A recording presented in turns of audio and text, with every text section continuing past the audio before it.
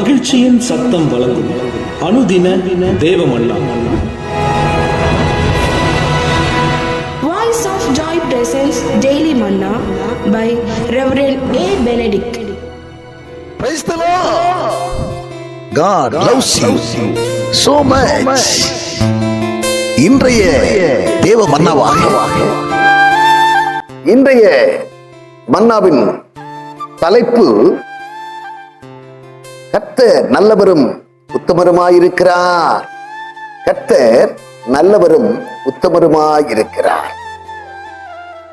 வசனத்திற்கு ஆதாரமாக சங்கீதம் 25 அதிகாரம் அதனுடைய 8 வசனம். கர்த்தர் நல்லவரும் உத்தமருமாயிருக்கிறார், ஆகையால் பாவிகளுக்கு வழியை தெரிவிக்கிறார். அவர் நல்லவராகவும் உத்தமராகவும் இருக்கிறபடினாலே குறிப்பாக பாவிகளுக்கு தன்னுடைய வழியை தெரிவிக்கிறார். அன்றைக்கு அவர் மனுஷனாக இந்த உலகத்திலே வந்து பிறந்து வாழ்ந்து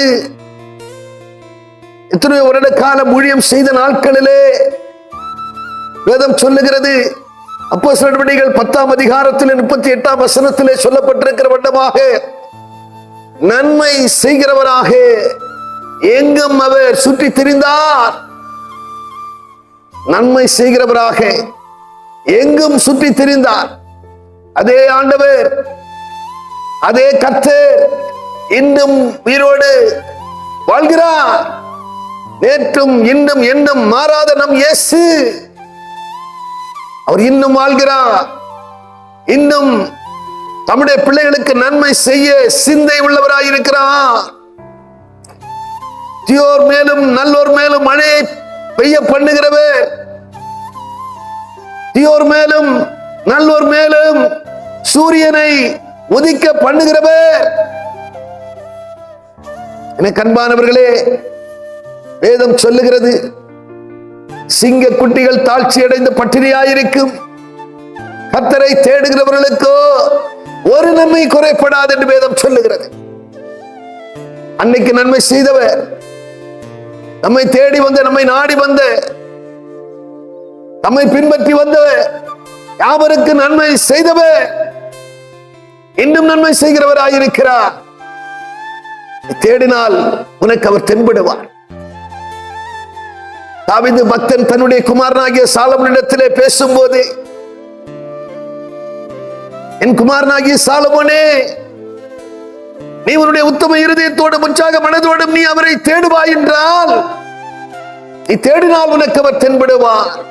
நீ தேடாவிட்டால் உன்னை அவர் என்னைக்கும் கைவிட்டு விடுவார் என்று சொன்ன வார்த்தையின் படியாக கடைசி காலத்திலே அவன் தேடாமல் போய்விட்டதினாலே அவனுடைய முடிவு காலம் மிக பரிதாபமாக இருந்தது என்று வேதத்திலே நாம் வாசிக்கிறோம். கேட்கிற அருமையான தேவச்சனமே, உசியா என்கிற ராஜாவை குறித்து வாசித்து பார்க்கும் போது 2 நாளாகமத்தின் புத்தகத்திலே 26 அதிகாரம் 5 வசனத்திலே பார்க்கிறோம்.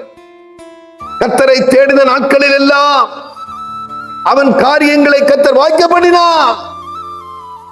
ஆனால் தொடர்ந்து நீங்கள் வாசித்து பார்ப்பீர்கள் என்று சொன்னால், அவன் கொஞ்சம் பலப்பட்ட போது, கொஞ்சம் அவன் ஆசீர்வாதத்தை பெற்றுக்கொண்ட பிற்பாடு அவனுக்குள்ளே மன மேட்டுமை வந்தது. அதனாலே கர்வம் கொண்டவனாக ஆசாரியர்கள் மாத்திரமே செய்ய வேண்டியதானே தூபம் காட்ட வேண்டியதை இவன் அந்த தூபக்கலசத்தை கையில பிடித்துக் கொண்டு அங்கே சென்ற போது சுற்றிலும் இருந்த ஆசாரியர்கள் எவ்வளவோ தடுத்து பார்த்தார்கள். ஆனாலும் இவன் அதற்கு கீழ்ப்படியவில்லை.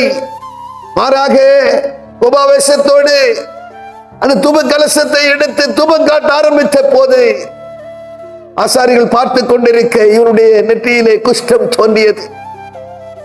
அவன் கடைசி நாள் வரைக்கும், மரணம் வரைக்கும் அவன் குஷ்டரோகியாகவே தனி அறையிலே அடைக்கப்பட்டவனாய் பிதாவுமாய் காணப்பட்டான். கேட்கிற அருமையான தேவச்சனமே, நன்மை செய்கிறவராய் என்றும் சுற்றி தெரிந்தவர், நன்மை செய்கிறவராய் அன்று காணப்பட்டவர், இன்னைக்கும் அவர் நன்மை செய்கிறவராகவே இருக்கிறார். அவருடைய நன்மையை நீங்களும் பெறுவதற்கு தேடுங்கள், அப்போது நீங்கள் கண்டடைவீர்கள். தட்டுங்கள், அப்போது உங்களுக்கு திறக்கப்படும்.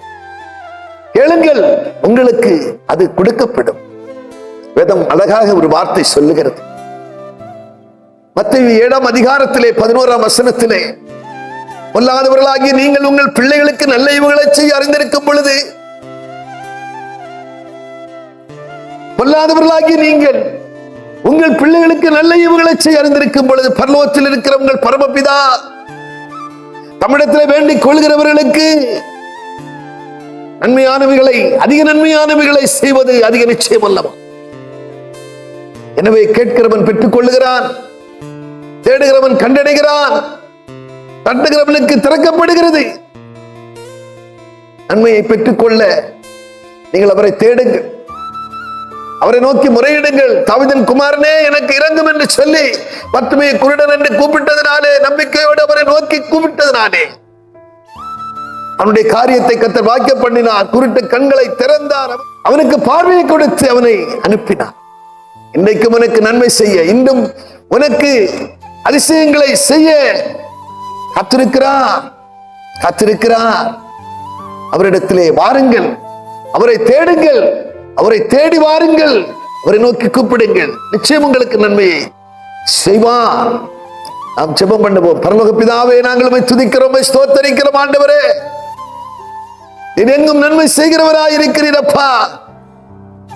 அன்றைக்கு நன்மை செய்தீர், இன்றைக்கும் எங்கள் காரியங்களிலே நன்மை செய்கிறவராய் நீர் இருக்கிறேன் என்று சொல்லி நாங்கள் அறிந்திருக்கிறோம். ஆண்டவரே, பொல்லாதவர்களாகிய நீங்கள் உங்கள் பிள்ளைகளுக்கு நல்ல ஈவுகளை செய்ய அறிந்திருக்கும் பொழுது, பரலோகத்தில் இருக்கிற உங்கள் பரமபிதா நன்மையானவைகளை செய்வது அதிக நிச்சயம் அல்லவா என்று சொல்லி வார்த்தை சொல்லுகிற உண்டமாக எங்களுக்கு இன்னும் நன்மை செய்கிறவராய் இருக்கிறபடினாலே நாங்கள் உண்மையை ஆண்டவரே உறுதியாய் பற்றி கொள்ளவும், உண்மையை தேடி நாடி வரவும், உண்மை நோக்கி உண்மையாய் கூப்பிடவும் எங்களுக்கு பேருதவி செய்யுங்கப்பா. கேட்டுக்கொண்டிருக்கிறதான தேவ பிள்ளைகளும் ஆண்டவரே உம்மை நோக்கி கூப்பிட்டு இடத்திலிருந்து நன்மைகளை பெற்றுக்கொள்ள கிருபை செய்ய வேண்டும் என்று செபிக்கிறோப்பா. பொறுப்படுத்திக் கொள்ளுங்கபடி நடத்துங்க. இயேசு கிறிஸ்துவின் மூலம் செபிக்கிறோம் நல்ல பிதாவே, ஆமென்.